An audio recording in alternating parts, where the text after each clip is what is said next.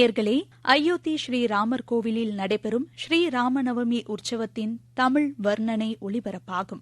வர்ணனையாளர்கள் R. Sudarshan அவர்கள், எழுத்தாளரும் ஆன்மீக உரை நிகழ்த்துபவருமான ஜெயந்தி ஐயங்கர் ஆகியோர்.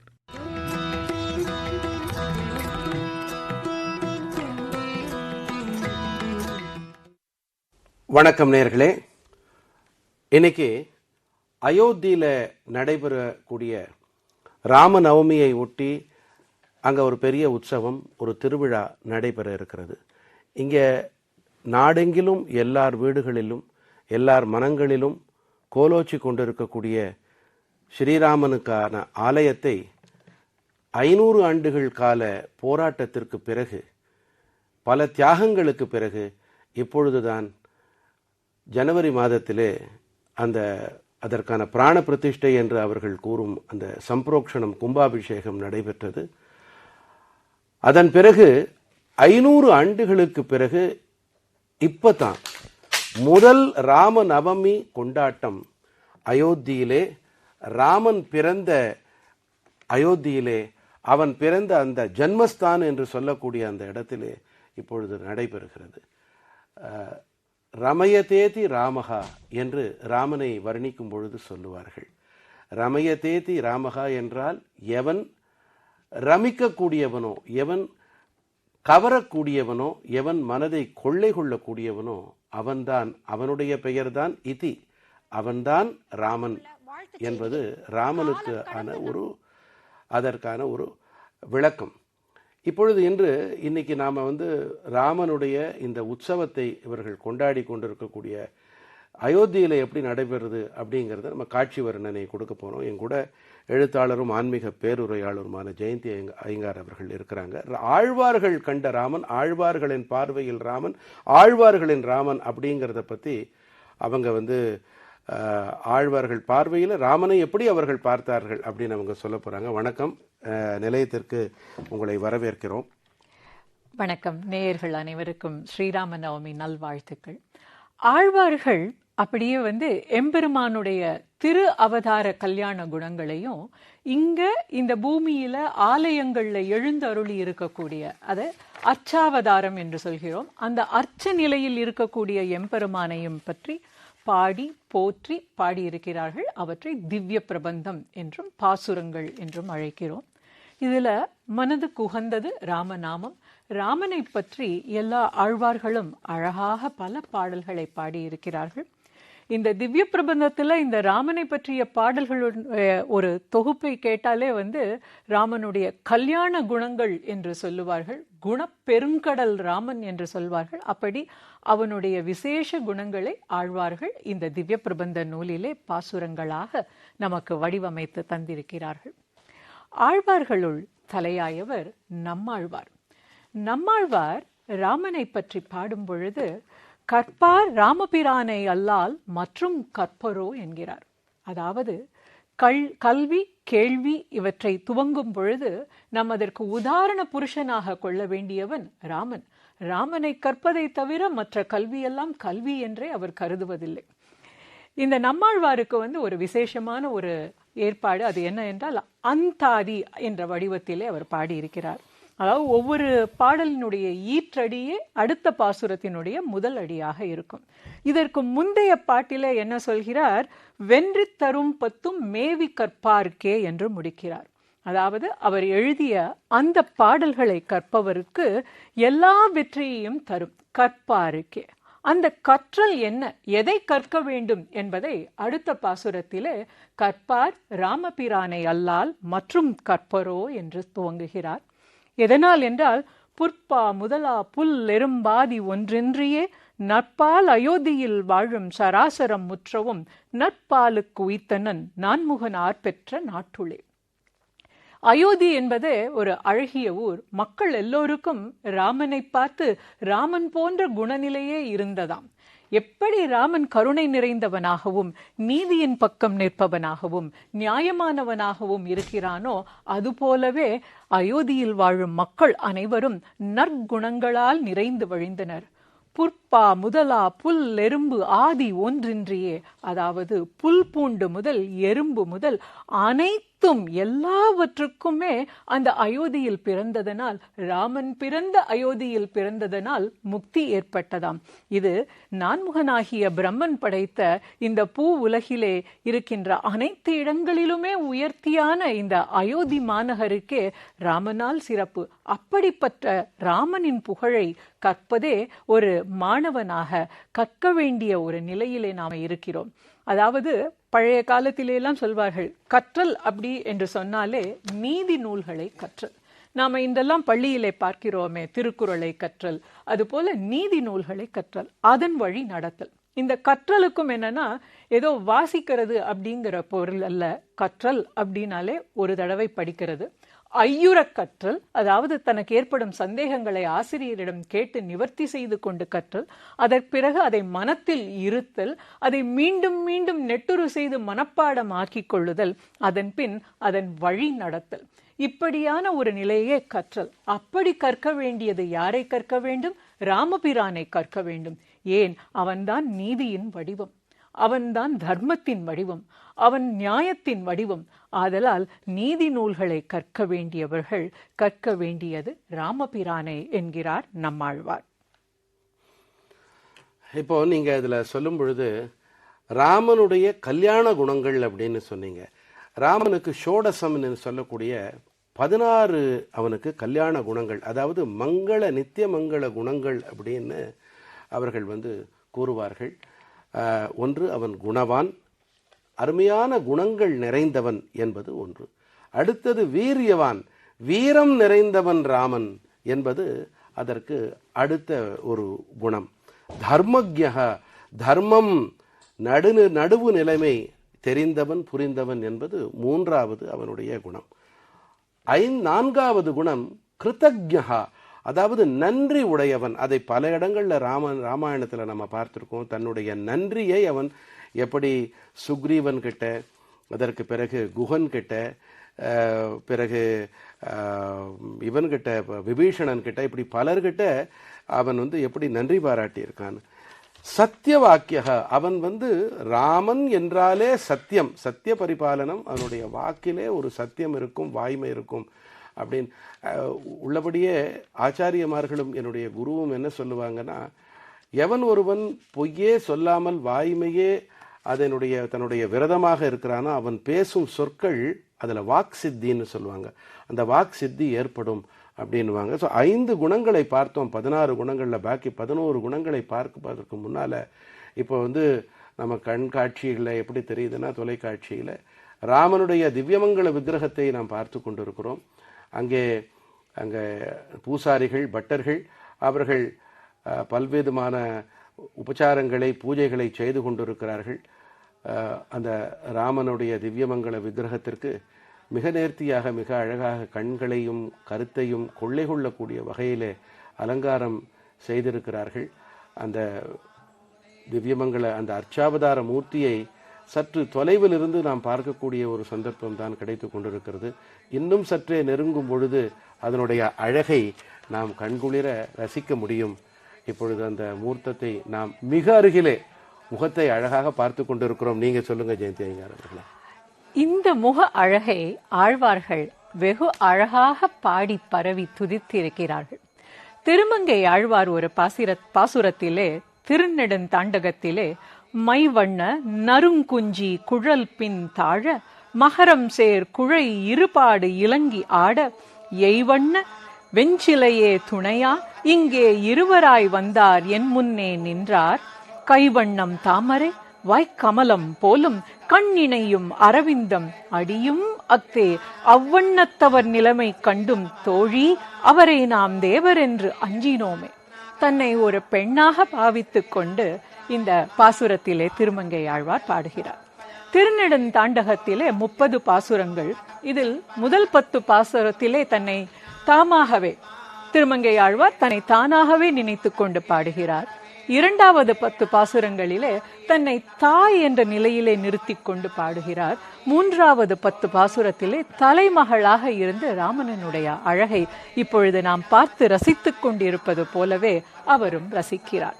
மை வண்ண நறுங்குஞ்சி குழல் பின் தாழ.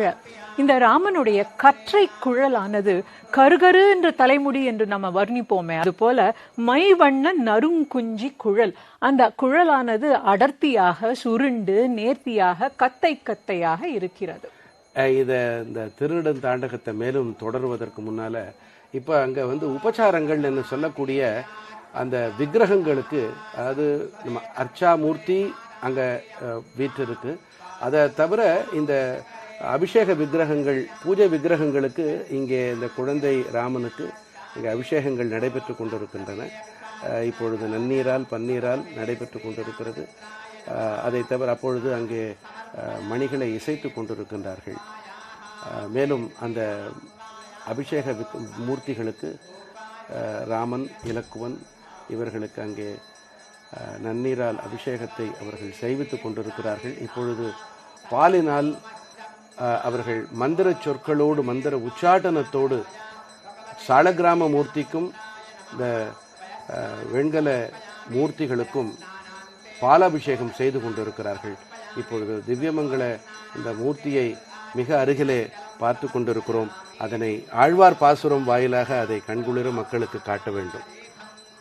ஆழ்வார் சொல்வது போல் அவனுடைய கரும் குழைகளை, அவனுடைய கத்தை கத்தையாக சுருள் சுருளாக இருக்கும் கேசங்களை பார்த்தோம். அது தாழ்ந்து தொங்கிக் கொண்டிருக்கிற மகரம் சேர் குழை இருபாடு இலங்கி ஆட, அவன் காதுகளில் அணிந்திருக்கின்ற அந்த மகர குண்டலமானது இரு திசைகளிலும் ஆடிக்கொண்டிருக்கின்றவா.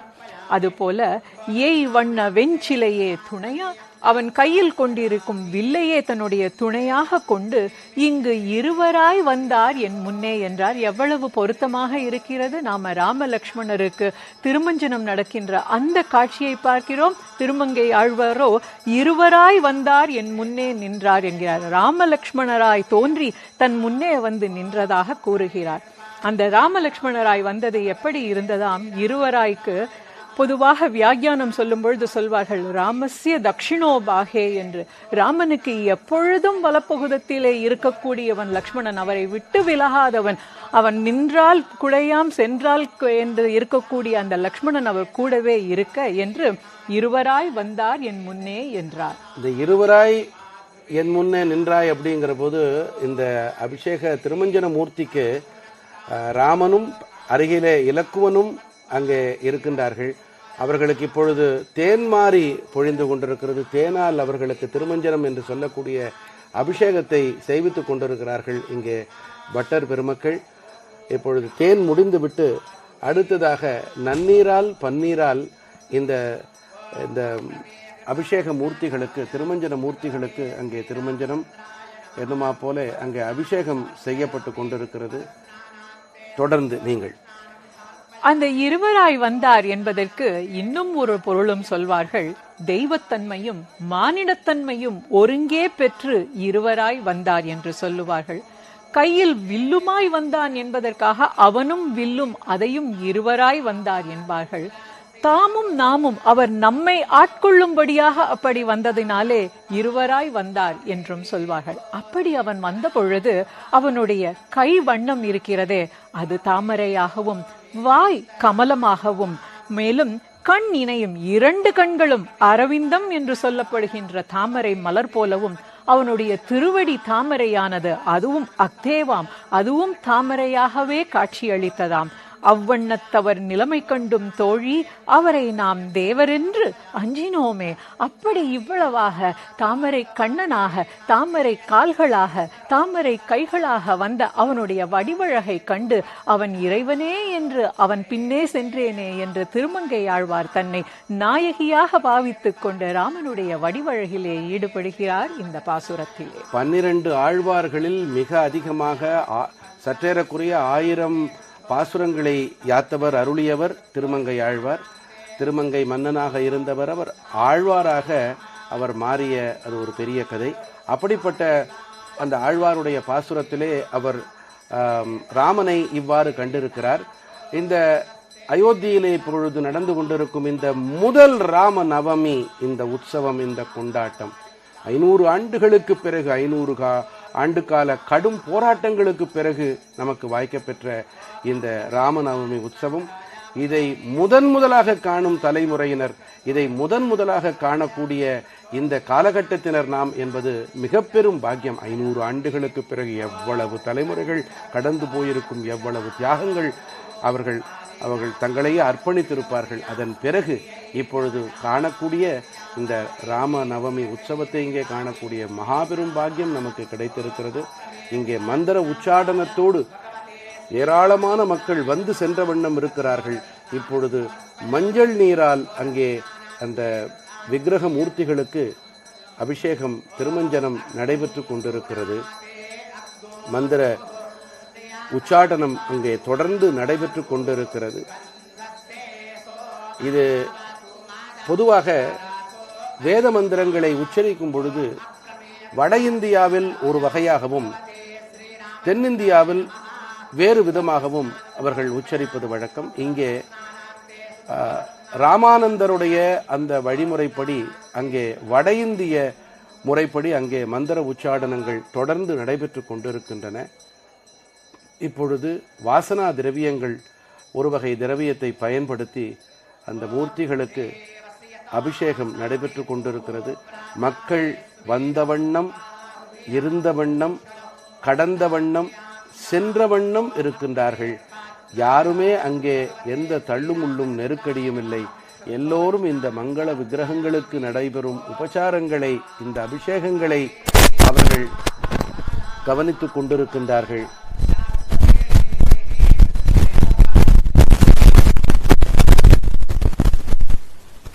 பார்த்துக் கொண்டிருக்கின்றார்கள். இப்பொழுது சந்தன நீரினால் அபிஷேகம் நடைபெற்று கொண்டிருக்கின்றது. மறுபடி மந்திர உச்சாடனங்கள் தொடர்ந்து நடைபெற்று வருகின்றன.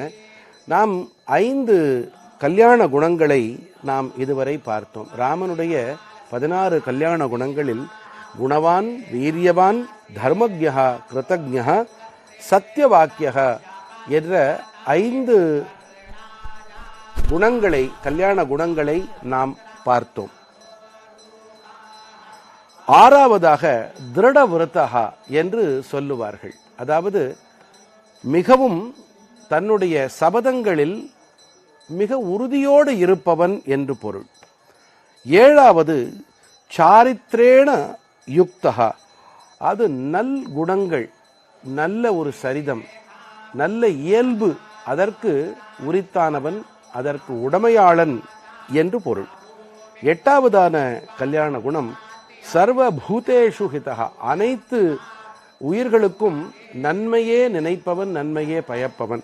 இது 8வது கல்யாண குணம். இப்பொழுது இந்த திவ்யமங்கள மூர்த்திக்கு அயோத்தியிலே தயிரினாலே அபிஷேகம் செய்யப்படுகிறது.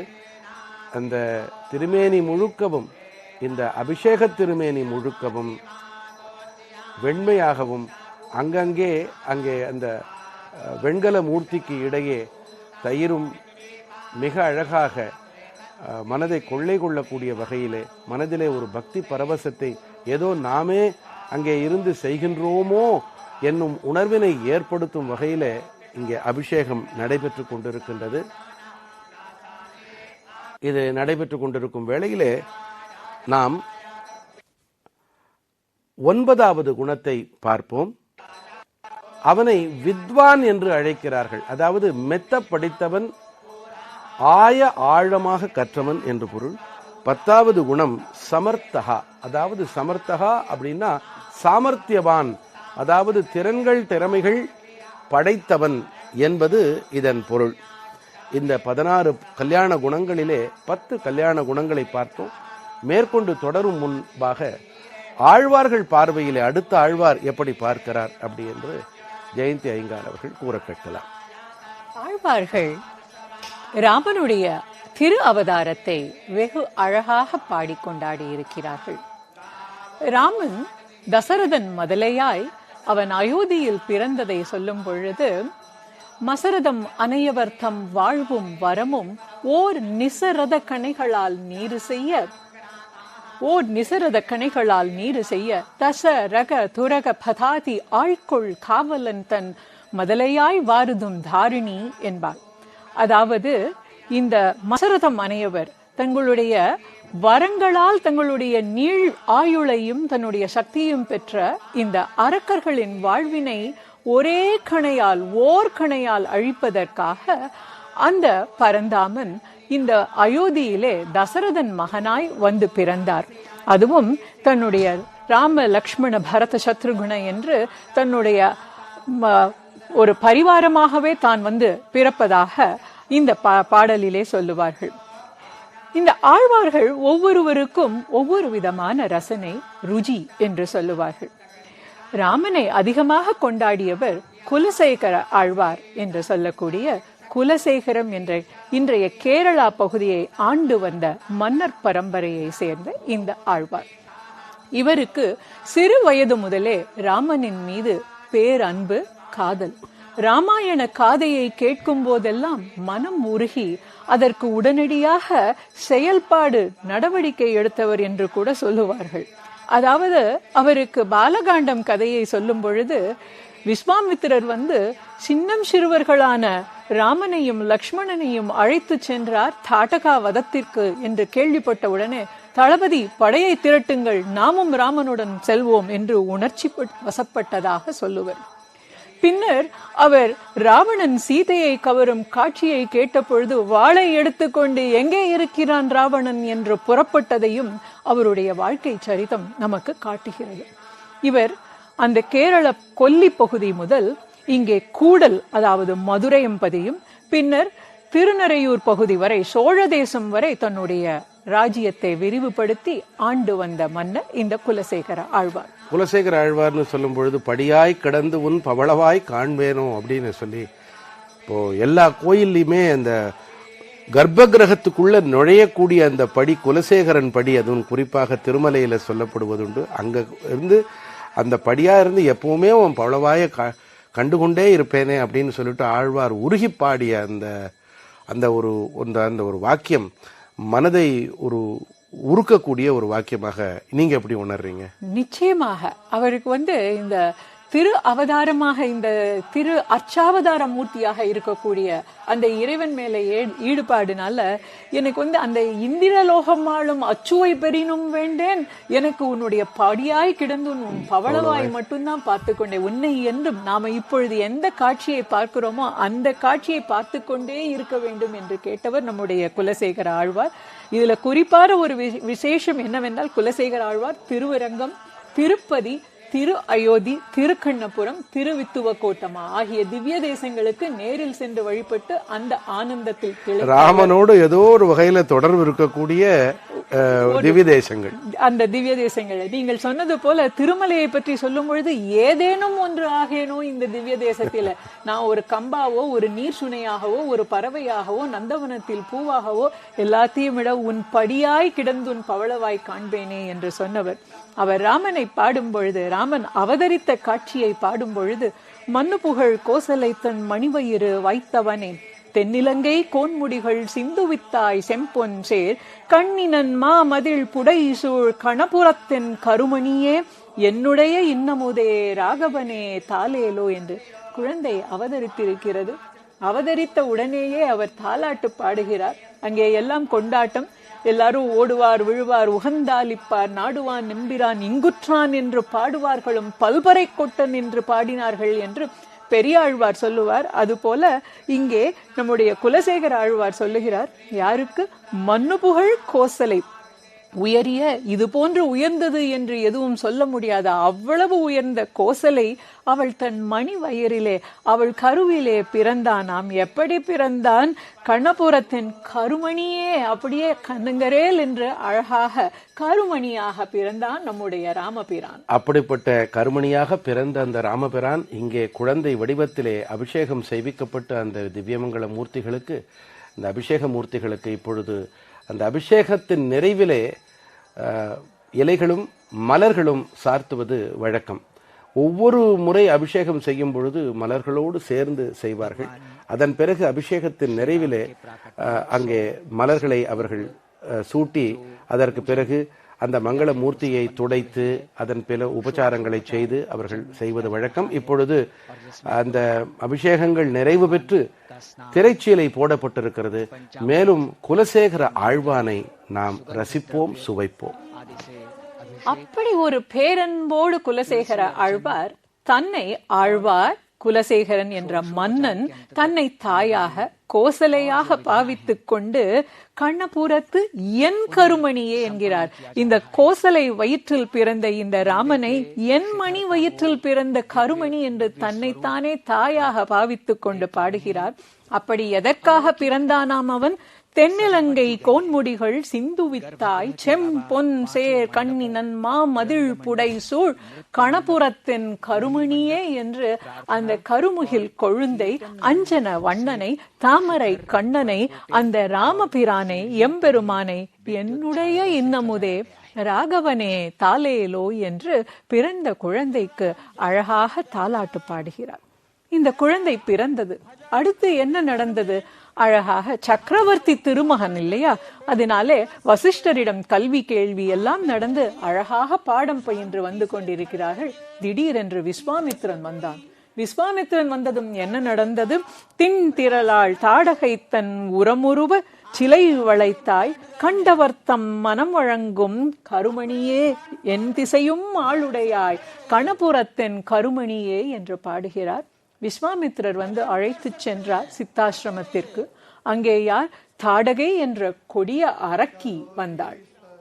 அந்த தாடகை என்ற கொடிய அரக்கி எப்பேற்பட்ட பராக்கிரமசாலி என்றால் மலைகளை புரட்டுவாள், மரங்களை வேரோடு மாய்த்து கொண்டு வருவாள், அப்படியே சூலங்களையும் கற்களையும் வேகமாக வீசி எறிவாள். அவளை தன் ஓர்கணையால் வீழ்த்தினான். தின்திரளால் தாடகை தன் உரமுருவ சிலை விளைத்தாய் என்று குலசேகர ஆழ்வார் ராமனுக்கு தாலாட்டு பாடுகிறார். ஸ்ரீராம் ஜெய ராம், ஸ்ரீராம் ஜெய ராம், ஜெய ஜெய ராம்,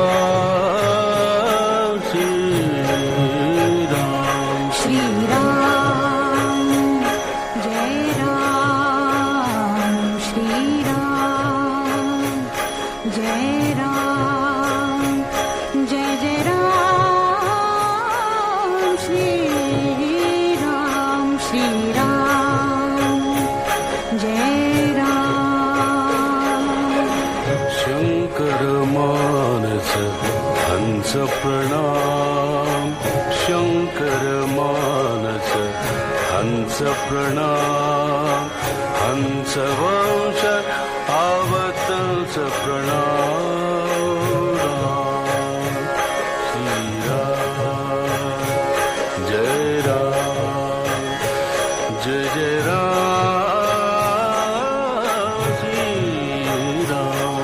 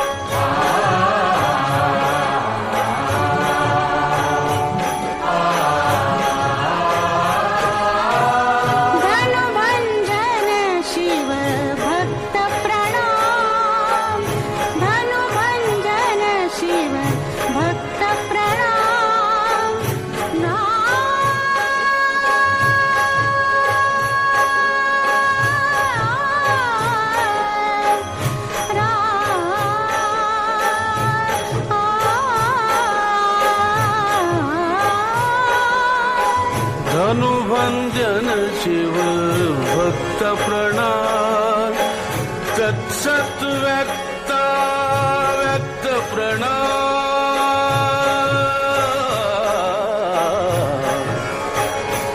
श्री राम श्री राम श्री राम श्री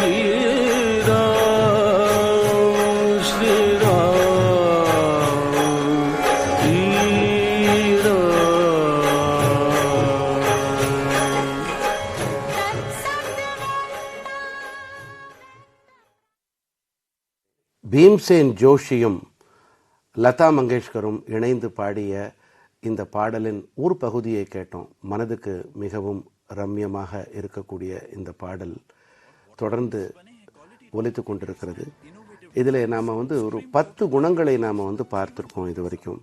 ராமனுடைய கல்யாண குணங்கள்னு சொல்லும்படியாக 10 குணங்கள். அதில் 11வது குணம் ஏக பிரிய தர்ஷனஹா, அனைவருக்கும் மனதை கொள்ளை கொள்ளக்கூடிய வகையிலே காட்சியளிப்பவன் என்பது 11வது குணம். ஆத்மவான், அவன் தன்னிறைவு பெற்றவன், தன்மேலே அவன் கட்டுப்பாடு கொண்டவன், சுய கட்டுப்பாடு கொண்டவன் என்பது தன்னை அவன் தன்னைத்தானே ஆளுமைப்படுத்தி கொண்டவன் என்பது பொருள். 13வது ஜித குரோதகா, கோபம் என்று சொல்லக்கூடிய மனிதனுடைய மிக பெரும் பகைகளில் ஒன்றான, எதிரிகளில் ஒன்றான கோபத்தை அவன் தன் வசப்படுத்தியவன், கட்டுப்பாட்டிற்குள் வைத்திருப்பவன் என்பது பொருள். 14வது குணம் ஜுதிமானகா, மிக பேரழகு, ஸ்பிளெண்டர் என்று சொல்லக்கூடிய பேரழகு வாய்த்தவன், அதற்கு சொந்தக்காரன், உரிமையாளன் என்பது பொருள். 15வது அனுசூயகா, பொறாமை, அதிலிருந்து விலகி இருப்பவன், அதற்கு எதிரியாக இருப்பவன் என்பது பொருள்.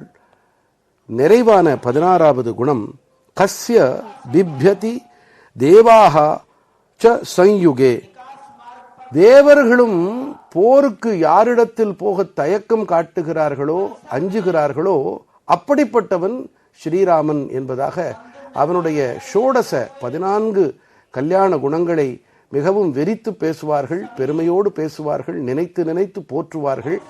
ஆகையால் தான் அவன் மரியாதா புருஷோத்தமன் ராமன், அனைத்து குணசம்பன்னன், அனைத்து குணங்களுக்கும் நிறைவான கருவூலமாக இருக்கின்றான் ராமன் என்பதாலே அவனை மரியாதா புருஷோத்தமன் என்று வடக்கிலே போற்றி போற்றி பேசுவார்கள், உயர்த்தி பேசுவார்கள், கொண்டாடுவார்கள். ஆழ்வார்களின் பார்வையிலே ராமன் எப்படிப்பட்டவன், எப்படிப்பட்ட வகையிலே அவர்கள் எந்த கண்ணோட்டத்திலே ராமனை கண்டார்கள் என்பதை பற்றி ஜெயந்தி ஐயங்கார் அவர்கள். நீங்கள் அழகாக கல்யாண குணங்களை பற்றி சொன்னீர்கள். ஆழ்வார்களும் ராமனுடைய இந்த குணங்களை பற்றி அழகாக கொண்டாடுகிறார்கள்.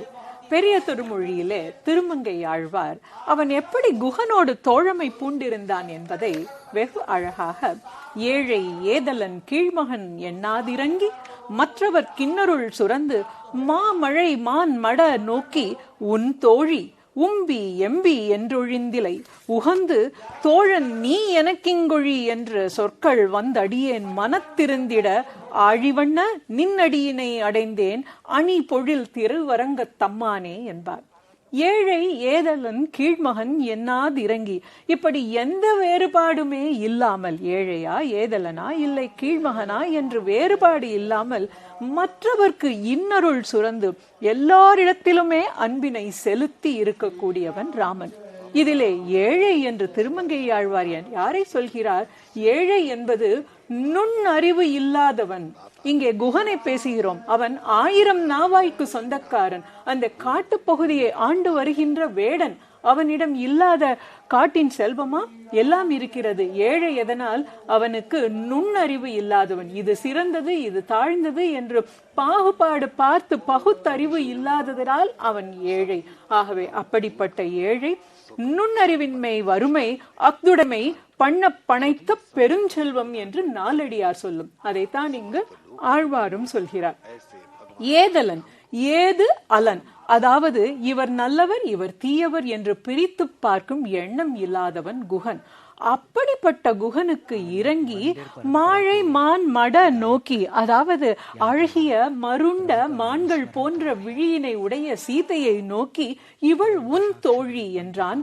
உம்பி எம்பி என்று மொழிந்தான். என்னுடைய தம்பி இன்று முதல் உனக்கு தம்பி என்று சொன்னான்.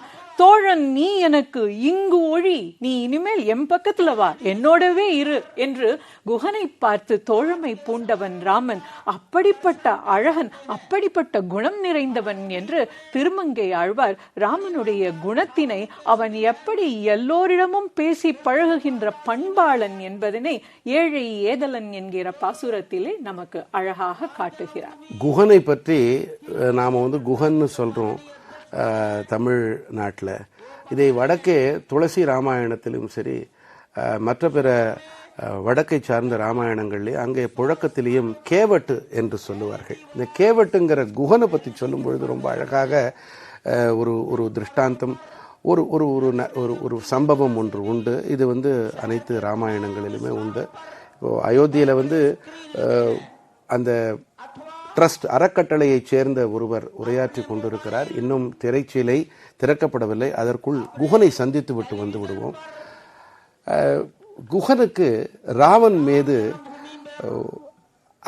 அதை அளவில்லாத காதல் என்று சொல்லுவதா, அதை தாண்டி இது ஒரு சொல்லும் கிடையாது. அப்படிப்பட்ட ஒரு காதல், பக்தி, அப்படிப்பட்ட ஒரு நம்பிக்கை, விசுவாசம், பக்தி. அவன் ராமன் திருவடியை எப்படியாவது பிடிச்சுப்படணும், ராமன் திருவடியை எப்படியாவது தொட்டுடணும் ஒரு தடவையாவது அப்படின்ட்டு அவனுக்கு ஒரு பெரிய ஆசை. அப்படிப்பட்ட அந்த ராமனை தொடணுங்கிறதுக்கு என்ன அவன் ஒரு ஐடியா பண்றான்னா, ராமனை அந்த சரையு நதிக்கரையை தாண்டி அந்த பக்கத்துல கொண்டு போகணும். ராமன் படகுல ஏறதுக்கு எத்தனிக்கிறாரு. அப்ப குகன், ஐயா ராமா, என் தலைவா, தயவு செஞ்சு நீ படகுல ஏறிப்படாத, என்னப்பா இவ்வளவு நாள் நல்லா தானே இருந்த, இப்ப என்ன ஆச்சு அப்படின்னு கேட்கிறார். இல்ல உன்னை கொண்டு விடுறதுக்கு நான் தயார். குகனுக்கு ராமனை எவ்வளவுக்கு எவ்வளவு தேக்கி வைக்க வேண்டும், தக்க வைக்க வேண்டும் அப்படிங்கிற ஒரு பக்கம் ஆசை. அவனை திருவடி தாமரைகளை தீண்டி பார்க்க வேண்டும், அந்த ஸ்பர்சம், திவ்யமான ஸ்பர்சம் வேண்டும் அப்படிங்கிற உள்ள கிடக்கை அவனுக்கு. என்ன நல்லா தானே இருந்தது, எல்லாம் சரியா தானே போயிட்டு இருந்தது, நம்ம அங்க கொண்டு விடுறேன் நீ கூட வாக்களிச்சிருந்தேன், அதெல்லாம் ஒண்ணும் இல்லை. ஏன்னா ஏற்கனவே நீ பண்ண வேலையில நான் கவனிச்சுட்டேன். அகலிகைன்னு அந்த ரிஷி பத்னிக்கு கல்லா இருந்தவளுக்கு உன் கால் பட்டு அவளுக்கு உயிர் வந்துடுது. எனக்கு ஜீவனமே இந்த படகை வச்சுத்தான். இந்த படகுல ஓங்கால் பட்டு இதுல பொம்பளையோ ஆம்பளையோ யாராவது வந்துட்டா நான் என் ஜீவனத்துக்கு எங்கப்பா போவேன் அப்படின்னு குகன் சொல்ல, அவருக்கு நல்லா புரிஞ்சு போச்சு, இவன் எங்க அடி போடுறான், அடிக்குத்தான் அடி போடுகிறான், அந்த திருவடி தாமரைகளை தீண்ட வேண்டும் என்பதற்காக இவன் அடி போடுகிறான் அப்படிங்கறது அவருக்கு நல்லா தெரிஞ்சு போச்சு. ஆகையால் என்னதான் பண்ணணும், என்ன பண்ணணும்னு நான் சொல்றேன். உங்க திருவடி தாமரைகளை நீங்க இந்த தாம்பாளத்துல வைங்க, இதுல எந்த தூசி எதுவுமே இல்லாம நான் பார்த்து முதல்ல நான் சோதிச்சு பார்த்துக்கிறேன் அப்படின்ட்டு அங்க திருவடி தாமரைகளுக்கு அவன் ஜலத்தாலே அபிஷேகம் செய்து அவனுடைய உள்ள கிடக்கையில் இருந்த அத்தனை அவனுடைய ஆசைகளையும், அவனுடைய ஜென்ம ஜன்மாந்தர அவனுடைய சர்வ ஒரு அவனுடைய அபேட்சைன்னு சொல்லக்கூடிய அந்த ஆசைகளையும் அவன் தீர்த்து கொண்டு அதன் பிறகு ராமன் அவனுக்கு அருள் பாலிக்கிறான். உனக்கு இதுக்கு மேல எந்த பிறப்புமே கிடையாதுரா அப்படின்னு சொன்ன பிறகு அவனை ராமனை அதில் எழுந்தருளை பண்ணி அவன் அந்த படகை அவன் ஓட்டி அவன் கடத்து வைக்கிறான். அப்படிங்கிறது ரொம்ப சுவாரஸ்யமா துளசி ராமாயணத்தில் அது படிக்கும் பொழுது அழாமல் அதை படித்தவர் என்றால் அது கிடையாது அப்படிங்கிறது தான் உண்மை. ஏன்னா சில காலத்திற்கு முன்பாக அதை படித்து அதை ஒலி நாடாவாக அதை மாற்றக்கூடிய ஒரு பெரும் பாக்கியம் எனக்கு கிடைச்ச போது என்னால் அது அழுதுதான் படிக்க முடிஞ்சது. அப்படிப்பட்ட ஒரு சம்பவம் சபரி இருக்கு, இது இருக்கு, வாலி சுக்ரீவன் இருக்கிறது, விபீஷணன் இருக்கிறது, ஏன் தசரதனுடைய அமைச்சரே இருக்கிறார். இப்படி பல இது இருந்தாலும் இந்த குகன், இந்த கேவட்டுன்னு சொல்லக்கூடிய குகனுக்கு தனி இடம். இப்பொழுது ஆழ்வார்கள் எப்படி அதை கவனிக்கிறார்கள் ராமனை அப்படிங்கறத நீங்க சொல்லுங்க. மீண்டும் குகன்லயே நம்ம பிரயாணிக்கலாம். ரொம்ப அழகா நீங்க குகனுடைய இந்த பகுதியை எடுத்து சொன்னீங்க. இந்த நாவாயில் கங்கையை கடந்து சரையுவை கடந்து இந்த பக்கம் கொண்டு விட்ட காட்சியை. அதற்கப்புறமும் குகன் ராமனை விட்டு பிரிவதா இல்ல, நான் உன் கூடவே வரேன், நீ இங்கேயே இருந்து விடு. இந்த குழந்தை மாதிரி அம்மா அப்பா வெளியில போகாம இருக்கிறதுக்கு என்னெல்லாம் சொல்வார்களோ அதையெல்லாம் குகனும் குழந்தையாய் ராமனிடம் சொல்லி பார்த்தான். இதற்கு முன்னதாக தான் ராமன் உம்பி எம்பி நீ என் தோழன் எல்லாம் ஒரு நட்பை அந்த இடத்திலே சொல்லி எனக்கு நீ சகோதரனாக இருக்கிறாய் என்று சொல்லி உன்னுடைய உறவெல்லாம் என் உறவு என்று ஏற்றுக்கொண்டிருக்கிறான் ராமன். குகனோடு சேர்ந்து ஐவரானோ. குகனுடைய உறவு எல்லாம் ராமனுடைய உறவாகிவிட்டது. இப்பொழுது குகனோ நான் போக மாட்டேன் என்று மறுக்கிறான். அங்கே ராமன் சொல்கிறான், இந்தோ பார், நான் அயோத்தியை விட்டு வந்து விட்டேன். அயோத்தியில் இருக்கும் நம்முடைய உறவுக்கு பரதன் காவல். இங்கே காட்டிலே இனிமே போகக்கூடிய இடங்கள்ல இருப்பதற்கு லக்குமன் இருக்கிறான், லக்ஷ்மணனும் நானும் அதை பார்த்துக் கொள்கிறோம். இங்கே இருக்கின்றதே நம்முடைய சொந்தம், உன்னை சேர்ந்து இத்தனை பேர் நம்முடைய சொந்தம் என்று ராமன் சொல்லுவான். அந்த இடத்துல அவர்களுக்கு யார் காவல்? நீ இங்கு இருந்து நான் மீண்டும் வரும் வரை அவர்களை காத்து வருவாயாக. நான் 14 ஆண்டுகள் இப்படி ஓடிவிடும், நான் மீண்டு வருகிறேன் அப்படின்னு ராமன் சொல்லுவான். இதை இன்னொரு காட்சியிலும் இந்த குகனுடைய சம்பந்தம் ஆழ்வார் வாயிலாக, பெரியாழ்வார் வாயிலாக கேட்பதிலே ரொம்ப அழகாக இருக்கும். அந்த பாசுரத்தை இப்ப சொல்கிறேன். வாரணிந்த முலை மடவாய் வைதேகி விண்ணப்பம், கூரணிந்த வேல் வலவன் குகனொடும், கங்கை தன்னில் சீரணிந்து தோழமை கொண்டது ஓர் அடையாளம், அயோத்தியர்கோன் கைமோதிரம் இன்னொரு அடையாளம். சீதை சந்தேகப்படுறா. எப்பவுமே இந்த அரக்கர்கள் ஏதாவது ஒரு உருமாறி அவளிடம் இது ராமன் தான் வந்திருக்கிறான், இது தசரதனே சொல்கிறான், ஜனகனே சொல்கிறான் என்று சொன்னதுனால ஹனுமன் வந்த பொழுது எப்படி நம்புவது என்று அவளுக்கு ஒரு சந்தேகம். வாரணிந்த முல மடவாய் வைதேகி விண்ணப்பம், அவ கேட்கிறா எப்படி நான் ஏத்துக்கன்னு. அப்பொழுது சொல்கிறான், கூரணிந்த வேல் வலவன் குகனொடும், கங்கை தன்னில் சீரணிந்த தோழமை கொண்டது ஓர் அடையாளம். அம்மா, நீங்களும் ராம லக்ஷ்மணனுமாக வந்த பொழுது அங்கே கங்கை கரையிலே அந்த வேலினை தன்னுடைய காவலாக வைத்துக் கொண்டு வேல் ஆயுதமாக பயன்படுத்தி கொண்டிருக்கிற குகனோடு உங்களுக்கு நட்பு ஏற்பட்டதே, அது ஒரு அடையாளம் என்று அனுமார் அந்த இடத்திலே தன்னுடைய அடையாளத்தை காட்டுகிறார். பின்னர் தான் ராமனுடைய கை மோதிரத்தை மற்றொரு அடையாளமாக அவளுக்கு காட்டுகிறார். அங்கே மீண்டும் குகனுடைய பிரபாவத்தை சொல்லி வைதேகிக்கு ஏற்பட்ட சந்தேகத்தை நிவர்த்திக்கிறார் அந்த காட்சியிலே. இப்ப நீங்க மோதிரம்னு சொன்ன உடனே ரொம்ப சுவாரஸ்யமான இன்னொரு ஒரு சம்பவத்தை சொல்றேன். இது ராமனுடைய மோதிரம் தொடர்பானது. இப்பொழுது இங்கே காட்சியிலே நாம் இந்த ராமச்சந்திர பூமி, ராம ஜன்ம பூமி நியாஸ் அப்படிங்கிற ஒரு குழு இருக்கிறது. அந்த குழு தான் உச்ச நீதிமன்றத்திலே, அதற்கு முன்பாக உயர் நீதிமன்றத்திலே வழக்காடினார்கள். அதனுடைய தலைவர் அவர் அங்கே இந்த சக்கர நாற்காலியில் அவரை அமர்த்தி அவரும் இந்த கொண்டாட்டத்தை கண்குளிர தன்னுடைய வாழ்நாள் யஜ்யமாக, யாகமாக, வேள்வியாக நடத்தி அந்த ராமர் கோயிலை அங்கே ஸ்தாபிப்பதில் மிகவும் முக்கியமான ஒரு காரணியாக இருந்தவர். அவரும் பூஜையை அங்கே இருக்கும் அந்த உற்சவத்தை கொண்டாட்டத்திலே கலந்து கொண்டிருக்கிறார். இப்பொழுது மோதிரத்துக்கு வருவோம். இந்த மோதிரம் என்று ஒன்று இந்த கணையாழியை பொறுத்த வரைக்கும் வேற ஒரு சுவாரஸ்யமான ஒரு விஷயமும் உண்டு.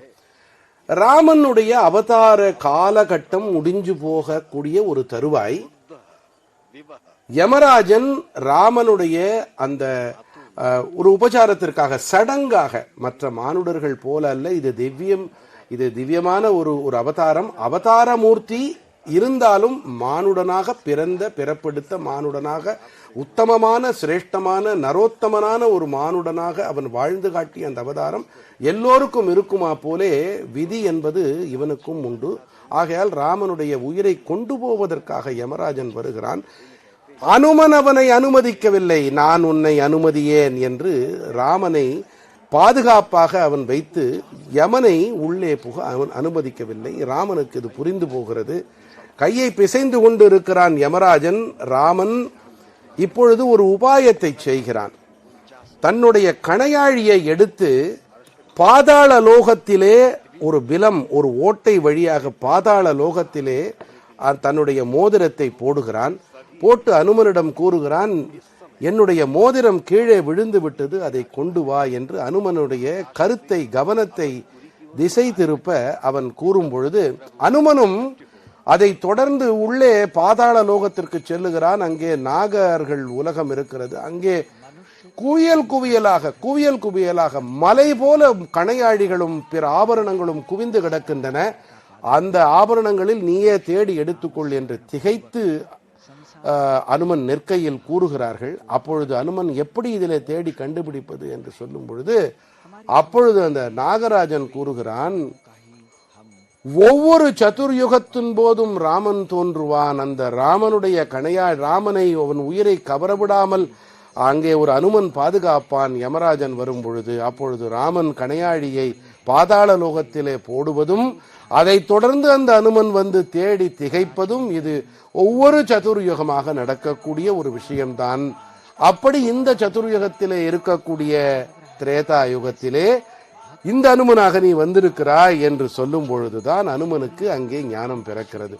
இப்பொழுது திரைச்சீலைகள் மூடிய வண்ணம் இருக்கின்றன, மந்திர ஒலிகள் கேட்டுக்கொண்டிருக்கின்றன. மேலும் ஆழ்வார்கள் பார்வையில் ராமன் என்பதை பற்றி மேலே தொடருங்கள்.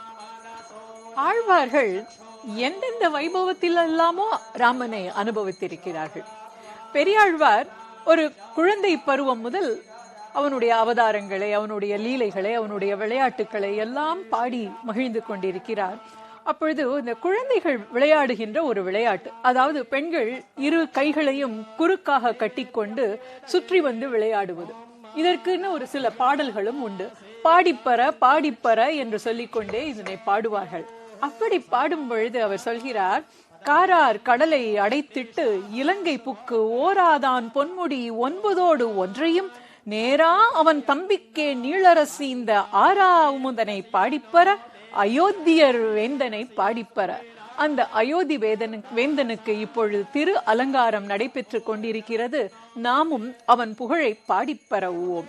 இந்த காரார் கடலை அடைத்திட்டு, இவ்வளவு பெரிய கடல் இருக்கிறது, அந்த கடலை அடைத்துவிட்டு இலங்கை புக்கு, இலங்கை மாநகருக்குள்ளே சென்று அங்கே ஓராதான் பொன்முடி 9 ஒன்றையும், அவனுடைய 10 தலைகளையும், ராவணனுடைய 10 தலைகளையும் நேராக தன் ஓர் அம்பினால் வீழ்த்தி அரசினை அவன் தம்பிக்கே அளித்து, அவன் தம்பிக்கே நீள் அரசிந்த ஆரா அமுதினை பாடிப்பற, ஆரா அமுதனை பாடிப்பற, அயோத்தியர் வேந்தனை பாடிப்பற என்று எப்படியெல்லாம் அவனை பாடி பறக்க வேண்டும், அப்படியெல்லாம் மகிழ்ச்சியில் திளைக்க வேண்டும் என்று அவனுடைய வெற்றியை பாடுகிறார். அப்படியே பாடிக்கொண்டிருக்கும் பொழுது நம்மாழ்வார் இலங்கையில் அன்று ராவணனை வீழ்த்தியவன் அதன் பின் என்ன செய்தான் தெரியுமா என்று ரசனையாக இன்னொரு பாசுரத்திலே சொல்லுவார். வென்றித்தரும் பாசுரத்திலே, பேரையில் சூழ்கடல் தென்னிலங்கை செற்றபிரான் வந்து வீற்றிருந்த பேரையிற்கே புக்கென் நெஞ்சமே என்பார். பேர் எயில் சூழ்கடல் தென்னிலங்கை செற்றபிரான் வந்து வீற்றிருந்த பேரையிற்கே புக்கென் நெஞ்சமே. இந்த தென்னிலங்கைக்கு சென்று அங்கே ராவணனை வீழ்த்தி அப்படி வெற்றி வாகையினை சூடிய பின் அவன் வந்து வீற்றிருந்த அந்த திவ்ய தேசத்திற்கு, பேரையில் என்ற திவ்ய தேசத்திற்கு என் நெஞ்சமே சென்று சேர் என்று இங்கும் நம்மாழ்வார் தன்னை பெண்ணாக பாவித்துக் கொண்டு தன்னுடைய தோழியும் தாயும் இருக்கும் பொழுது ஆற்றாமையால் நான் இனி தனி நெஞ்சம் தாங்க மாட்டேன், என்னால் இனிமேல் பொறுத்திருக்க முடியாது, அந்த இலங்கையை செற்றபிரான், எவன் இலங்கையை செற்றபிரான் என்று ஆழ்வார்கள் சொல்லும் பொழுதெல்லாம் அவன் சீதையின் நிமித்தமாக ராவணனை வீழ்த்தினான், சீதா பிராட்டியை காப்பதற்காக என்று அவனுடைய காருண்ய குணத்தை, அவன் எவ்வளவு இரக்கம் நிறைந்தவன் என்பதை காட்டுவதனாலே இவர்களுக்கு இன்னும் அவன் மேல் காதல் ஏற்படுகிறதாம். அதனை சொல்லி அவன் வந்து வீற்றிருந்த இடத்திற்கே என் நெஞ்சம் சென்று விட்டது, இங்கே நீங்கள் பார்ப்பது என் உடல் மட்டுமே, அவன் வசம்தான் என் நெஞ்சம் இருக்கிறது என்று சொல்லுவார் நம்மாழ்வார். பேரையில் சூழ்கடல் தென்னிலங்கை செற்றபிரான் வீற்றிருந்த பேரையிற்கே புக்கென் நெஞ்சமே என்று அந்த இடத்திலே சொல்லுவார். இப்படி ஒவ்வொரு ஆழ்வாரும் அவன் ராவணனை எப்படி வீழ்த்து அந்த இடத்திலே தர்மத்தை நிலைநாட்டினான் என்பதை அழகாக வர்ணிப்பார்கள். இந்த ஆழ்வார்கள் இடத்திலே ஒரு அருமையான குணம் என்னவென்றால், அரக்கன் ராவணன் செய்தது மாபெரும் துச்செயல் என்பதால் அவன் பெயரை ஆழ்வார்கள் ஒருபொழுதும் குறிப்பிடுவதில்லை என்பது நாம் உற்று நோக்க வேண்டிய ஒன்று. இலங்கேஸ்வரன் ராவணனை பத்தி நீங்க சொல்லும் பொழுது, ராவணனை பத்தியும் ஒரு சுவாரஸ்யமான ராமாயணத்தோடு தொடர்புடைய ஒரு சம்பவம் இருக்கிறது. இப்பொழுது சங்கநாதம் ஒலித்துக் கொண்டிருக்கிறது. பெருமாளை நாம் கண்குளிர கண்டு கொண்டிருக்கிறோம். திரைச்சீலைகளுக்கு பின்னால் இருந்த பெருமாள் இப்பொழுது திவ்ய மங்கள அலங்காரத்தோடு இங்கே காட்சி தந்து கொண்டிருக்கிறார். ஒரு கையில் வில்லும் ஒரு கையில் அம்பும். அவன் சிரஸ் முதல் பாதம் வரை, திருபடி தாமரைகள் வரை மாலைகள் மிக அழகாக அவர்கள் அர்ச்சித்திருக்கிறார்கள். திருவடி தாமரைகளில் ஏகப்பட்ட தாமரைகள் அங்கே பூத்து குலுங்குகின்றன. இப்பொழுது இலங்கேஸ்வரனை பற்றி நாம் சொல்லும் பொழுது, இலங்கைக்கு அதிபதியான அந்த ஈஸ்வரன் அவன் இறக்கும் தருவாயில் அவனிடம் சென்று ராமன் இலக்குவனை பணித்து அவனிடம் கற்றுக்கொண்டு வா, அவனிடம் என்ன ஞானம் இருக்கிறதோ இதை பெற்றுக்கொண்டு வா என்று பணிக்கிறான். அதன்படி இலக்குவனும் அங்கே சென்று இலங்கை வேந்தனிடம் தலைகுனிந்து கைகளை கூப்பிய வண்ணம் அவனிடம் கேட்கிறான். அப்பொழுது இலங்கை வேந்தன் தர்மம் குறித்தும் அரசியல் குறித்தும் ராஜநீதி குறித்தும் அவனுக்கு உபதேசித்து அருள்கிறான். அப்படிப்பட்ட பண்டிதன் இலங்கை வேந்தன் என்பதை உணர்த்துகிறார் ராமன், உணர்த்துவிக்கிறார் இலக்குவனுக்கும் உலகிற்கும். இப்பொழுது திரைச்சீலைகள் திறக்காமல் இருந்தாலும் கூட ராமனுடைய திவ்யமங்கல விக்கிரகம் அங்கே முழு அலங்காரங்களோடு கண்கொள்ளா காட்சியாக, அந்த புன்சிரிப்புக்கு எத்தனை கோடி எத்தனை புவனங்களை கொடுத்தாலும் தகும் என்னும் என்பதைப் போல அந்த மனதை கொள்ளை கொள்ளும், ஆஸ்திகர்களின் உள்ளத்தை கொள்ளை கொள்ளும் அந்த புன்சிரிப்போடு நாம் பார்த்து கொண்டிருக்கிறோம். இன்னும் திரைச்சீலைகள் விலக்கப்படவில்லை. இப்பொழுது அந்த திவ்யமங்கல விக்கிரகத்தை ஆழ்வார்கள் எப்படி வர்ணித்தார்கள் என்பதை பார்ப்போம்.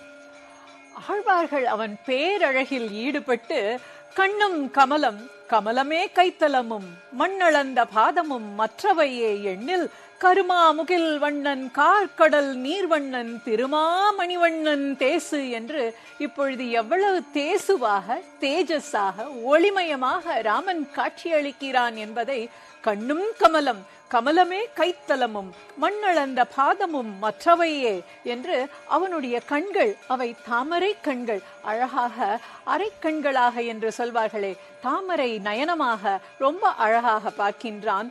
அவனுடைய கைத்தலமானது அதுவும் தாமரையே, கைத்தலமும் கமலமே, மண்ணளந்த பாதமும் அவனுடைய திருவடிகளானது முன்பு அவன் வாமனனாய் வந்து திருவிக்கிரமனாய் அவதரித்த பொழுது திருவிக்கிரமனாக உலகளந்தானே, அப்பொழுது இந்த உலகினை அளந்த அந்த திருவடிகள், அதே திருவடிகள் தான் நாம் இப்பொழுது பார்க்கிறோம். அதுவும் திருக்கமல திருவடிகள். மற்றவை எண்ணில் அவன் மொத்தமுமே தாமரை. அப்படிப்பட்ட கரு மாமுகில் வண்ணன், கார்கடல் நீர் வண்ணன், ஆழமான கடலிலே அது மேகங்கள் ஆர்த்தி இருக்கும் பொழுது அந்த நிறத்தை வாங்கி கொண்டு எப்படி கார்கந்த அந்த கரு நிறமாக தோற்றம் அளிக்குமோ அந்த நிறத்திலே தோற்றம் அளிக்கும் இந்த கண் ராமனை திருமாமணிவண்ணன் தேசு, அவனுடைய தேசு ஒளிமயமான தேகம் என் கண்களை கொள்ளை கொண்டன என்று பாடுவார் பேயாழ்வார். இப்பொழுது அந்த திவ்யமங்கல மூர்த்திக்கு ஆரத்தி நடந்து கொண்டிருக்கிறது. நீங்கள் சொல்லக்கூடிய அந்த திவ்யமங்கலமான அந்த ஒளி பொருந்திய வதனம் படைத்த இந்த ஸ்ரீராமச்சந்திரமூர்த்தி தலையிலே கிரீட்டம், அந்த குழந்தைக்கு இருக்கக்கூடிய, அரசனுக்கு இருக்கக்கூடிய இது கிரீட்டம் இல்லை, இது அரசிளங்குமரனுக்கு இருக்கக்கூடிய அந்த கிரீடம். அவன் நெற்றியிலே ஒளி பொருந்திய திலகம், பிறகு நெஞ்சினிலே ஓம் என்று சொல்லக்கூடிய அந்த லாக்கெட், அந்த கழுத்தணி ஆபரணம், உடல் முழுக்கவும் பொன்னாலான ஆபரணங்களால் அவன் அலங்கரிக்கப்பட்டிருக்கின்றான். வலது கையிலே அம்பும் இடது கையிலே வில்லும் ஏந்தியவாறு அவன் பக்தர்களுக்கு காட்சி அளித்து கொண்டிருக்கிறான். எங்கும் முகில் புகை, சாம்பிராணி புகை மண்டலமாக காட்சி அளித்துக் கொண்டிருக்கிறது. மயில் பீலியால் விசிறி கொண்டிருக்கின்றார்கள். ஆரத்தி எடுக்கப்பட்டு வருகிறது. வகை வகையான திரிகள், வகை வகையான எண்ணிக்கைகள் கொண்ட ஆரத்திகள் படிக்கட்டுகளாய் அதன் மேலே இந்த குழந்தை ராமன், பாலராமன் அங்கே அழகுற காட்சி அளித்துக் கொண்டிருக்கிறான். அந்த மூர்த்தி செதுக்கப்பட்ட பொழுதும் செதுக்கப்படுவதற்கு முன்பாகவும் இருந்த அந்த கலை அது முற்றிலும் மாறி மிகவும் பூசினார் போல, அதிலே ஒரு ஒளியும், அதிலே ஒரு அழகும், வனப்பும், அதிலே ஒரு புஷ்டியும், குழந்தைக்கே இருக்கக்கூடிய அந்த புஷ்டியும் கூடினாது போல நம் அனைவருக்கும் அதை உணர்ந்தோம், கண்கூடாக கண்டோம். இது ஒரு பிரமாணம் என்று சொல்லும் ஒரு ஆதாரம். இது யாரோ ஒன்று சொல்ல கேட்டு கால்பனிகமாக, கற்பனையாக நாம் மனதிலே ஏற்றுக்கொண்ட ஒரு விஷயம் அல்ல. அதே போல இங்கே அந்த எந்த மூர்த்திக்கு அபிஷேகம் செய்தார்களோ அந்த விக்கிரக மூர்த்திக்கும் மிக நேர்த்தியாக, மிக அழகாக அலங்காரங்கள் செய்யப்பட்டு மல்லிகைகளும் ரோஜாக்களும் தாமரைகளும் அங்கே ராமனுக்கு அழகு சேர்க்கின்றன. அந்த குழந்தை ராமனுக்கு அழகு சேர்க்கின்றன. குழந்தை என்னும் போதே நாம் கிருஷ்ணனையும் முருகனையும் சொல்லுவோம். ஆனால் இங்கே ராமன் குழந்தையாக அந்த குழந்தை வடிவத்தை அதன் பின் வடிவத்தை காண வேண்டும் என்பதற்காகவே தசரதன் தன்னுடைய மகனை அவனுடைய பால பருவத்திலே திரும்ப திரும்ப அழைப்பாராம். அரசவைக்கு வா, வந்து போ என்று. அவன் வந்து போவானாம். அவன் திரும்பி போகும் பொழுது அந்த காட்சியை, கண்கொள்ளா காட்சியை கண்டு கண்டு ரசிப்பானாம் தசரதன். தசரதனோடு சேர்ந்து அங்கே இருக்கும் முனிவர்களும், ஆஹா, காடுகளிலே வனங்களிலே இருக்கும் தவங்களை நாங்கள் துறந்துவிட்டு இங்கு வந்திருக்கிறோம். அந்த துறந்து விட்டு எந்த பரம்பொருளுக்காக நாங்கள் தவம் இயற்றுகிறோமோ அந்த தவத்தின் கருப்பொருளே, மெய்ப்பொருளே இங்கே நமக்கு முன்பே அது நடந்து கொண்டிருக்கிறதே. ஒரு பால யானை, குட்டி யானை நடந்து செல்வது போல ராமனுடைய நடை அழகு இருக்குமாம். ராமன் போயிருப்பான். மறுபடி அடுத்த ஒரு சில நொடிகளுக்குள், சில நிமிடங்களுக்குள் மறுபடி தசரதன் கூப்பிடுவானாம். கோபமே படமாட்டான். அப்படிப்பட்ட அந்த பாலராமனுக்கு இங்கே அவர்கள் நைவேத்தியத்தை, மலர்களால் ஆன அர்ச்சனையை செய்து கொண்டிருக்கிறார்கள். தட்டிலே பல வகையான நைவேத்தியங்கள் ஒன்றன் பின் ஒன்றாக அவர்கள் செய்து கொண்டிருக்கிறார்கள். இப்பொழுது அங்கே புகை மண்டலம் சூழ்ந்து கொண்டிருக்கிறது. திரளான பக்த கோடிகள், ஆஸ்திகர்கள் அங்கே திரண்டு இந்த அருமையான ஜென்ம ஜன்மாந்திரத்துக்கும் மிக பெரும் பேறு படைத்தாலே ஒழிய வாய்க்கப்பெறாத அப்படிப்பட்ட ஒரு காட்சியை கண்டு கொண்டிருக்கிறார்கள். 500 ஆண்டுகளுக்கு பிறகு ராம ஜன்ம பூமியில், ராம ஜன்மஸ்தானத்தில் நடைபெறக்கூடிய முதல் ராம நவமி கொண்டாட்டம். பக்தர்கள் வெளியிலே ஓடி ஓடி வந்து கொண்டிருக்கிறார்கள். ராமனை பாடி பரவ வேண்டும், தொழ வேண்டும். அவர்களுடைய ஜன்மத்திலே அவர்களுக்கு வாய்க்க பெற்றிருக்கக்கூடிய மிக பெரும் பேராக கருதி மிக உற்சாகத்தோடு, ஆர்வத்தோடு, பக்தியோடு அவர்கள் வந்து கொண்டிருக்கிறார்கள். இங்கே உள்ளே பட்டர்கள் ராமனுக்கு ஆரத்தி எடுத்து முடித்துவிட்டு அந்த ஆரத்தி பக்தர்களுக்கு அது காண்பிக்கப்படுகிறது. அவர்கள் கண்களிலே ஒற்றிக்கொள்ளும் அதற்கு வசதியாக மந்திர உச்சாடனங்கள் தொடர்ந்து நடைபெற்று வருகின்றன. மயில் பீலி வீசப்பட்டு வருகிறது. இப்பொழுது முகில் புகை, சாம்பிராணி புகை அந்த பாலராமனுக்கு காண்பிக்கப்படுகிறது. நாம் பொதுவாக பூஜை செய்யும் போது 5 விதமான உபச்சாரங்களை செய்து, ஷோடச உபச்சாரம் 16 உபச்சாரங்கள் இருக்கின்றன. 5 உபச்சாரங்களிலே இந்த திவ்யமான கந்தம், இந்த கந்த புகை என்பது அது மிகவும் விசேஷமாக ஒன்றாக கூறப்படுகிறது. இப்பொழுது திரைகள் மறுபடி மூடப்பட்டிருக்கின்றன. அந்த பிரசாத நீர் அனைவருக்கும் தெளித்துக் கொண்டிருக்கிறார்கள். தொலைக்காட்சியை சேர்ந்தவர்கள் கேமராக்களிலே அந்த படத்தை பிடித்துக் கொண்டிருக்கிறார்கள். ராமனை ஆழ்வார்கள் எப்படி பாடி பரவினார்கள் என்பதை இந்த திரைச்சீலை விலகும் வரை நாம் பார்ப்போம். இப்பொழுது அதற்கு முன்பாக ராமனை அவர்கள் எவ்வாறு கண்டார்கள் என்பதை நாம் அனுபவித்து சுவைப்பதற்கு முன்பாக ஒரு சின்ன பாடலை கேட்டுவிட்டு வருவோம்.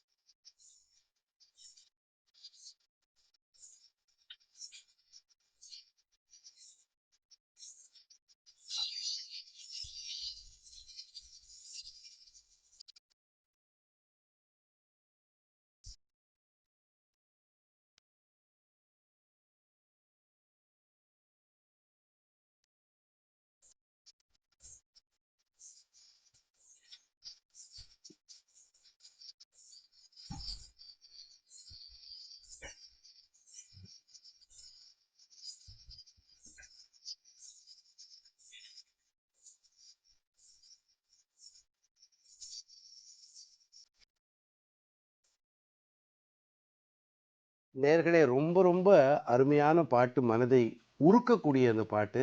அவன் கீழே உழுவானா அந்த குழந்தை ராமன், உடனே அந்த தாயமாத்த தாதிகள் அவனை தூக்கி நெஞ்சார அணைத்துக் கொள்வார்களாம். அப்படிப்பட்ட ராமன் இப்பொழுது நம் கண்முன்னே திரைகள் விலக்கப்பட்டு காட்சி அளித்துக் கொண்டிருக்கிறான். படிப்படியாக அங்கே அந்த படிகளுக்கு மேலே இருக்கிறான். இப்பொழுது மகந்த் நிருத்ய கோபால் தாஸ், இவர் தான் ராம ஜன்மபூமி நியாஸ் அப்படிங்கிற முன்னாடி சொன்ன அந்த குழு, இவர்கள்தான் தொடர்ந்து பல தசாப்தங்களாக போராட்டங்களை நிகழ்த்தினார்கள். அதனுடைய தலைவராக, அதனுடைய பீட்டாதிபதியாக, இந்த குழுவிற்கு தலைவராக இருக்கக்கூடிய மகந்த் நிருத்ய கோபால் தாஸ், அவர் சக்கர நாற்காலியில் அமர்ந்து ராமன் எதற்காக பல தலைமுறையினர் தவமியற்றினார்களோ 500 ஆண்டு கால தவத்தின் பயனை இப்பொழுது இவரும் அந்த தவத்தை ஏற்றினார். ஆனால் இவரும் சரி, மற்ற போராளிகளும் சரி, மற்ற பக்தர்களும் சரி, ஏன் நாம் அனைவருமே சரி, இந்த உலகமே சரி, நம்முடைய பெரும்பேறு நாம் வாழும் இந்த காலகட்டத்திலே இந்த ராமனுக்கு இங்கே அவனுடைய பிறந்த இடத்திலே ஒரு விசாலமான, பிரம்மாண்டமான, அழகான, நேர்த்தியான ஒரு கோயில் கட்டப்பட்டிருக்கிறது. அவனுடைய திவ்யமூர்த்தியிலே மிகப்பெரிய மாலை அந்த பிரபையிலே அலங்கரித்திருக்கிறது. அதற்கு பிறகு அந்த அடுத்த கட்டமாக மல்லிகைப்பூ, அடுத்த கட்டத்திலே மங்களமான பொன் ஆபரணங்கள். அந்த பொன் ஆபரணங்களிலே 2 முத்திரைகள் பொறிக்கப்பட்டிருக்கின்றன. ஒன்றிலே ராம் என்று எழுதப்பட்டிருக்கிறது அந்த பதக்கத்திலே. அடுத்த ஒரு பதக்கத்திலே ஓம் என்ற ஓங்காரம் அங்கே இருக்கிறது. ராமனுக்கு பீதாம்பரம் என்று சொல்லக்கூடிய மஞ்சள் நிற ஆடை, அவன் அதை பஞ்சகச்சமாக அவனுக்கு உடுத்துவிக்கப்பட்டிருக்கிறது. பிறகு துளசி மாலையால் அலங்கரிக்கப்பட்டிருக்கிறான். காதிலே 3 அடுக்கு அவனுக்கு டோலக்கு என்று சொல்லக்கூடிய காதணிகள் இருக்கின்றன. தலையிலே கிரீட்டம். அந்த குழந்தை ராமனுக்கு ஒரு அழகான ஒரு கிரீட்டம். கொஞ்சக்கூடிய அந்த ராமனுக்கு இத்தனை ஆபரணங்களோடு பார்க்கும் பொழுது வார்த்தைகள் வரவில்லை. துளசி மாலையும் அணிந்து கொண்டிருக்கிறான். அதற்குள்ளே மல்லிகைப்பூ, அதற்கு உள்ளே இந்த ஓம் ராம் என்னும் அந்த பதக்கங்கள் அணிந்த பொன்னாபரணங்கள், பலவிதமான ரத்தினங்களால் இழைக்கப்பட்ட கழுத்து மாலைகள், அதற்கு உள்ளே இன்னொரு ஹாரம், அதற்கும் உள்ளே கழுத்தோடு ஒட்டி ஒரு சிவப்பு நிற ரத்தின கல். இவ்வளவு அலங்காரங்களோடு கண்களை அவன் கருணையோடு நம் மனதிலே வாத்சல்யத்தை பொங்க வைத்து அவன் நம்மை பார்த்து கொண்டிருக்கிறான். இந்த ஒரு சிரிப்பு, இது குருவாயூர் கிருஷ்ணனா, திருப்பதி பாலாஜியா, யார் இவன், விட்டலனா? இப்படி பல்வேறு மூர்த்தங்களை தன்னுள் அடக்கி கொண்டு நமக்கு அனைத்து மூர்த்தங்களாகவும் காட்சி தருகிறான் அயோத்தி வாழ் இந்த ராமச்சந்திரமூர்த்தி. இப்பொழுது இவனை ஆழ்வார்கள் எப்படி தங்களுடைய திவ்ய திருஷ்டியிலே, தங்களுடைய திராவிட வேதமான திவ்ய பிரபந்தத்திலே கண்டார்கள் என்பது பற்றி ஜெயந்தி ஐயங்கார் அவர்கள்.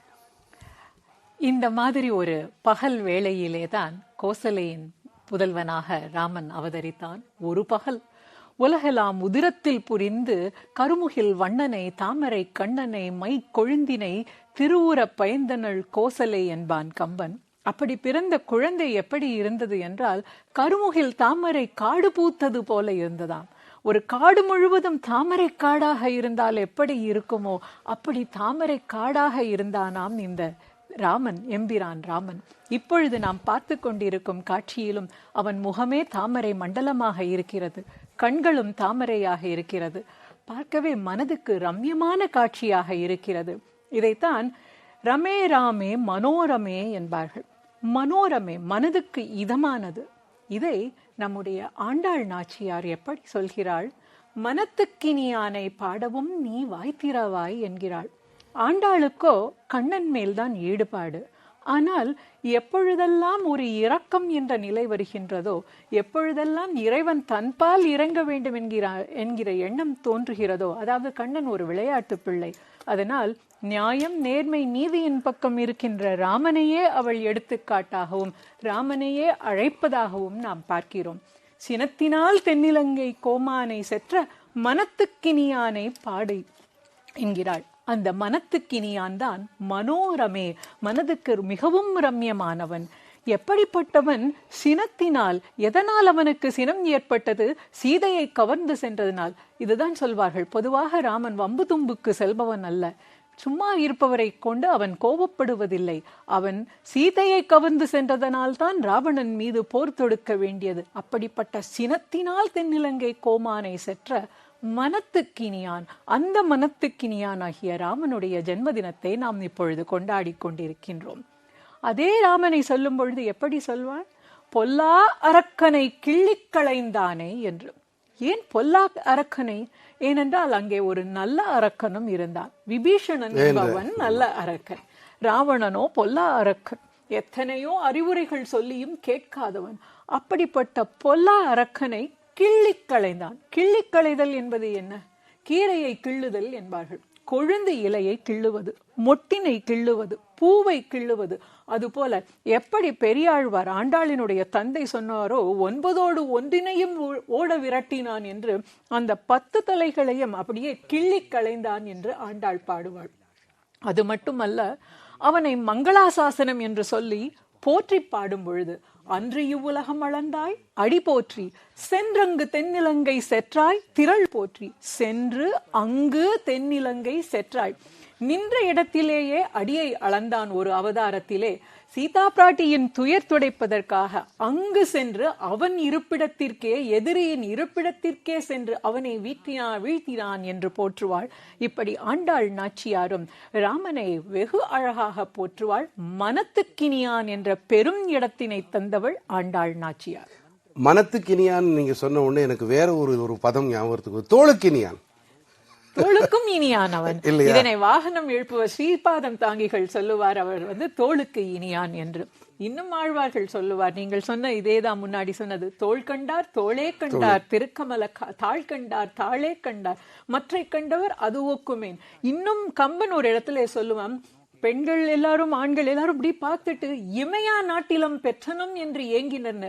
ஐயோ, நமக்கு இந்த வானவர்கள் மாதிரி ஒரு பார்வை இல்லாம போச்சு, கண் கொட்டாம பார்க்கிறார்களே, நம்மளால இந்த அழகை அப்படி ஸ்வீகரிக்க முடியலையே, நமக்கும் அப்படி இமையா நாட்டம் கண்ணே கொட்டாமல் பார்க்கின்றது இருந்தா இந்த அழகை அப்படியே பருகலாமேன்னு. அந்த அழகை தான் நம்ம அந்த அழகை இப்ப பருகிட்டு இருக்கோம். அந்த அழகுல நீங்க சொன்ன மாதிரி தாமரை காடுகள் அப்படின்னு சொல்லும் பொழுது, அந்த தாமரை காட்டுல இங்க பால ராமச்சந்திர மூர்த்தி நிற்கும் பொழுது அவன் திருவடி தாமரைகள் நெடுக அவனுடைய கணுக்கால்களையும் மறைக்கக்கூடிய அளவுக்கு தாமரைகளால் இங்கே அர்ச்சனைகள் செய்திருக்கின்றார்கள். இந்த இப்போ மூர்த்தியை நம்ம ரொம்ப ஒரு க்ளோஸ்அப்பில் ரொம்ப அருகாமையில் பார்த்துக்கிட்டு இருக்கோம். இது நம்மளுடைய ஒரு பெரும் பேரு தான். இதை பார்ப்பவர்கள் அனைவரும் மகாபாகியவான்கள், மிக பெரும் பேறு படைத்தவர்கள். வரிசையாக சாரி சாரியாக எந்த ஒரு தள்ளுமுள்ளு எந்த ஒரு நெருக்கடியும் இல்லாமல் அனைவரும் மிகவும் சௌக்கியமாக சுகமாக மிகவும் லகுவாக அனைவரும் தரிசனத்தை இந்த பக்தர்கள் செய்து கொண்டிருக்கிறார்கள். மிகவும் புண்ணியமான காலம். அவர்கள் மனதிலே ராமனை தாங்கி தங்கள் கண்களின் முன்னே தேவர்களாக இல்லாமல் இருந்தாலும் கூட, கண்களை இமைத்தாலும் கூட கண்ணிமைக்காத அந்த ராமனை காண நேரமாவது கண்டு கழிக்க முடியாதா? மனதிலே தாங்கி பயணிக்க முடியாதா? நம் இல்லத்தில் திரும்பி நாம் அந்த நினைவுகளோடு வாழ முடியாதா என்ற ஒரு எண்ணங்களோடு, அந்த பக்தி பரவசத்தோடு, இவர்கள் பக்தி மட்டுமே பிரதானமாக வரக்கூடியவர்கள் இவர்கள். வடக்கிலே பொதுவாக நம்ம வழக்கு மொழியிலே நம்ம சொல்லுவது, வடக்கிலே வழிமுறைகள் பெரியதாக இல்லை என்று சொன்னாலும் பக்தி மிகவும் அடாத பக்தி, விடாத பக்தி, தீராத பக்தி. பக்தி அப்படிங்கிற ஒரே ஒரு கருவியை மட்டும் வைத்துக்கொண்டு அவர்கள் மிகப்பெரிய ஒரு வழிபாட்டை நிகழ்த்தி கொண்டிருக்கிறார்கள். நமக்கு பெரிய வழிமுறைகள்லாம் நமக்கு இருந்தாலும் கூட பக்தி இங்கேயும் இருக்கிறது. ஆழ்வாராதிகளுடைய பக்திகளை தாண்டி எதுவுமே சொல்ல முடியாது. ஆனாலும் அந்த வெகுஜனங்கள் மத்தியில் இருக்கக்கூடிய அந்த ஒரு பக்தி இருக்கிறதே, விடாத அந்த பற்று இந்த திவ்யமங்கள ஒரு விக்கிரகம், ஒரு குஞ்சலம் வேற அந்த கிரீடத்திலேருந்து தொங்குறது பார்த்தீங்களா? அது ஒரு விசேஷமான ஒரு அழகு. அந்த குஞ்சலத்தோடைய முனைகளில் பச்சை மணி ரத்தின கற்கள், அதுவும் அழகு சேர்க்கிறது. அந்த பச்சையும் அது அடுத்ததாக இருக்கிற துளசி மாலையையும் அந்த காதில் இருக்கக்கூடிய அந்த காதணிகள் அது இணைப்பது போல அந்த பச்சையையும் இந்த பச்சையையும் ஒவ்வொன்றையும் பார்த்து முன்னு கீழே முடிக்கிறதுக்குள்ளே மறுபடியும் மேலே இருக்கிறத பார்க்கணுங்கிற ஆசை. இப்படி பாதாதி கேசம் கேசாதி பாதம் அப்படின்னு நம்ம வந்து வர்ணித்திருக்கிறார்கள். மூக்க கவியாகட்டும் பல்வேறு கவிகளும். அவர்கள் எப்படி அவர்கள் அனுபவித்தார்களோ, எப்படி ருசித்தார்களோ, சுவைத்தார்களோ, அதை போல நாமும் அதை சுவைக்கணும் அப்படிங்கிறது தான் இந்த பக்தியோட பிரார்த்தனை. அதுதான் இந்த கோயில்களுக்கு நாம் போகிறதோ இல்லை பக்தி செய்வதோ அதுதான் அதனுடைய முடிந்த முடிவு. மேலும் ஆழ்வார்கள் எப்படி பார்த்தார்கள் பார்ப்போமா? நீங்கள் அழகாக பாதாதி கேசம் என்று சொன்னதுனால நாம அப்படி பாடின ஆழ்வார்கிட்ட போவோம். திருப்பாண் ஆழ்வார் 10 பாசுரங்கள் பாடி இருக்கிறார். அமலநாதிபிரான் அமலநாதிபிரான் என்று பாடும் பொழுது அவர் எம்பெருமானுடைய திருவடியிலே துவங்குகிறார். அது அரங்கனை பாடினாலும் 10 பாசுரம் பாடியவர் அடுத்ததாக சொல்வது ஸ்ரீராமனை தான். எப்படி சொல்கிறார்? சதுர மாமதிள் இலங்கை கிரைவன் தலை 10 உதிர ஓட்டி ஓர் வெங்கனை உய்த்தவன் ஓதவண்ணன் மதுரமா வண்டு பாட மயில் ஆட அரங்கத்தம்மான் திருவயிற்று உதரபந்தம் வந்து என் உள்ளத்துள் நின்று உலாகின்றதே என்று பாடுகிறார். அரங்கனை முதல் முறையாக பார்க்கிறார். அவனுடைய திருவடி தாமரையை சேவிக்கிறார். அடுத்ததாக அவர் சொல்வது இந்த பாசுரத்தை தான். சதுர மாமதிள் இலங்கைக்கு இறைவன். இலங்கை அப்படிங்கிறதுக்கு இந்த ஃபோர்ட் என்று சொல்லப்படுகின்ற அந்த கோட்டை சுவரை எல்லா ஆழ்வார்களும் பாடுகிறார்கள். எப்படிப்பட்ட கோட்டை சுவரால் பாதுகாக்கப்பட்டது, லங்காதேவி காத்ததும், அந்த சுந்தரகாண்டத்திலே ஹனுமன் அங்கு சென்று அவளை வீழ்த்தியதும், அதெல்லாம் நாம் கற்று கேட்டு தெரிந்த கதை. அதை ஆழ்வார்களும் சொல்கிறார்கள். சதுர மாமதிள் இலங்கைக்கு இறைவன் தலை 10 உதிர ஓட்டி. ஏதோ குழந்தை ஃபுட்பால் விளையாடுவது போல அவன் 10 தலைகளையும் உதிர விளையாடி ஓட்டினான் என்று ராமனை பாடுகிறார். ஓர் வெங்கணையால் உய்த்தவன். இந்த ஓர் என்ற ஒரு பதத்துக்கு வைணவத்திலே மிகப்பெரிய சிறப்புண்டு. ஆச்சாரியர்கள் என்ன சொல்கிறார்கள் என்றால், ஓர் என்று வந்தால் இதற்கு முன்பாக இப்படி ஒரு கணை இருந்ததில்லை, இதற்கு பின்பாக இப்படி ஒரு கணை இருந்ததில்லை. ஓரிரவில் பிறந்தான் என்று ஆண்டாள் சொல்வார். அதுக்கு முன்னால் அப்படி ஒன்று இல்ல, பின்னால் அப்படி ஒன்று இல்ல. அதே போல இங்க ராமன் உய்த்த அந்த ஒரு பானம் இருக்கிறதே, அது ஓர் கணை, இதற்கு முன்பும் இல்லை பின்பும் இல்லை. அப்படிப்பட்டவன் அரங்கத்திலே வந்து இங்கே சயனித்துக் கொண்டிருக்கிறான். அவனுடைய பந்தமானது உதர பந்தம், நாபிக்கமலத்திலிருந்து பக்தர்களாகிய நமக்கு ஏற்பட்ட பந்தம். அந்த பந்தத்தை நாம் இப்பொழுது அயோத்தியில் பார்த்து கொண்டிருக்கிறோம். நீங்க இந்த அம்புன்னு சொன்ன உடனே கையில வந்து இந்த அம்போட இருக்கக்கூடிய இடது கையில வில்லும் வலது கையில அம்பும் கொண்ட அந்த திவ்யமங்கல மூர்த்தியை தான் நம்ம பாக்குறோம் இல்லையா? நீங்க அது ரொம்ப அருகாமையில நம்ம சொல்லும் பொழுதே அதை காட்டுகிறார்கள். ரொம்ப பொருத்தமாக இருக்கிறது. நம்ம கணையை பற்றி பேசும் பொழுது அதை ரொம்ப அருகாமையில க்ளோஸ் அப் ஷாட்ல காட்டுறது, அதை அழகாக ரசிக்கிறோம். அப்படி அவன் அதை பார்க்கிறப்போ எப்படி இருக்குன்னா, ஆழ்வார் சொன்ன மாதிரியே தான் உள்ளத்துள் நின்று உலாவுகின்றது. அந்த காட்சி நம்ம உள்ளத்துல அப்படியே வந்து ஒரு வீடியோகிராஃப் மாதிரி பதிஞ்சிடுறது. ஆழ்வாருக்கு அன்னைக்கு பதிந்தது இன்று நாம் கண்களிலே அதை தேக்கி கொண்டு ஒரு சின்ன ஒரு ஹியூமன் இன்ட்ரெஸ்ட், ஒரு மனிதர்களுக்கு வந்து ஒரு மனிதத்துவமான ஒரு சம்பவம் பார்க்கும்போது நடக்கிறது. அங்கே இருக்கக்கூடிய காவல்துறை அதிகாரி கையில் வந்து ஒரு வாட்டர் பாட்டில் வச்சிருக்கிறாரு. வரவங்களுக்கு யாருக்காவது தண்ணி வேணும் அப்படின்னு சொன்னால் கொடுக்கறதுக்கு ரெடியாக ஒரு அம்மா கையில் ஒரு 2 வயசு 3 வயசு குழந்தையோட வராங்க. அந்த குழந்தைக்கு ஒரு வேளை தண்ணி போடுமோ அப்படிங்கிறதுக்கு அந்த குழந்தை ஏதோ இப்படி பண்ணுறதுங்கிறது, அந்த குழந்தைய தண்ணியை கொடுக்குறாங்க. தண்ணி குடிக்கிறாரு. அந்த குழந்தை குடிக்கிறது. அது அங்கே இந்த இடத்துல ராமனை நாம் வந்து இந்த குழந்தை ராமனுக்கு நாம் வந்து உபச்சாரங்கள், அங்கே பல்வேறு உபச்சாரங்கள் செய்யும் பொழுது இந்த காவல்துறை அதிகாரி அந்த மனிதத்தை அவர் வந்து கடைபிடிக்கும் வகையில் இந்த குழந்தைக்கு அவர் வந்து தண்ணி அவர் கொடுப்பது அப்படிங்கிறது இது ஒரு வகையில் உபச்சாரம் தான். அது எல்லா ஜீவன்கள்லையும் நீக்கமர நிறைந்தவன் இறைவன். அப்படிப்பட்ட இறைவனோட ஒரு வடிவமாக அந்த குழந்தைக்கும் அவர் கொடுக்கறது ரொம்ப மனதுக்கு வந்து ஒரு இதமான ஒரு சுகமான ஒரு காட்சி. இந்த குழந்தை ராமனை பார்க்கும்பொழுது இன்னொரு குழந்தைக்கும், மனித குழந்தைக்கும் அவன் வந்து அங்கே அந்த காவலர் வந்து இங்கே சேவை செய்வது, இதெல்லாம் மனதை வந்து ஒரு நெருடக்கூடிய ஒரு மனதுக்கு நெகிழ்ச்சியான ஒரு தருணம். இப்பொழுது திவ்யமங்கல மூர்த்தி நமக்கு ஒரு சற்று தொலைவில் இருந்து நம்ம பார்க்கணும். இப்போ வந்து ரொம்ப நெருக்கத்தில் நீங்கள் பாருங்களேன் இது எப்படி இருக்குன்னு. ரொம்ப அழகாக அந்த தாமரை முகத்தை நாம பார்த்து ரசித்துக் கொண்டிருக்கிறோம். சிரித்த முகமாக மந்தகாச புன்னகையோட அப்படியே நம்மளை பார்த்து வாவான்னு கூப்பிடுற மாதிரி இந்த குழந்தைகள் எல்லாம் சிரிக்குமே, பச்சிளம் குழந்தைகள், நம்ம அதே மாதிரி இந்த பாலராமர் நம்மை பார்த்து சிரித்து கொண்டிருக்கிறார். நல்ல உடுத்து களைந்த நின் பீதகவாடை என்று பெரியாழ்வார் சொல்லுவார், அதே பீதக நிறத்திலே மஞ்சள் நிறத்திலே பட்டாடை உடுத்தி கொண்டு இன்று என்னை பார்க்க வா என்று அழைப்பது போல் சிரித்துக்கொண்டே நமக்கு காட்சி அளிக்கிறார். எவ்வளவு அழகாக இந்த காட்சி இருக்கிறது. நாமும் அந்த பேரானந்தத்திலே இங்கே திளைத்து கொண்டிருக்கிறோம். அப்படியே அந்த கல்யாண குணத்துல ஒன்றான ஏக பிரிய தரிசனக, எல்லோருக்கும் அவன் மனதை கொள்ளை கொள்ளக்கூடிய வகையில அவன் தரிசனம் காட்சி அளிக்கிறான் அப்படிங்கிறது அதனுடைய பொருள்.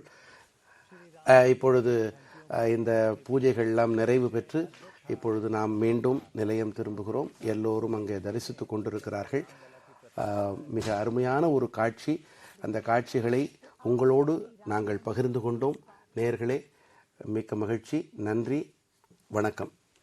1500 மனம் கவர்ந்த பாடல்கள் அடங்கிய வைத்தவனே தென்னிலங்கை கோன்முடிகள் சிந்துவித்தாய் செம்பொன் சேர் கண்ணினன் மாமதிள் புடைசூழ் கணபுரத்தின் கருமணியே என்னுடைய இன்னமுதே ராகவனே தாலேலோ.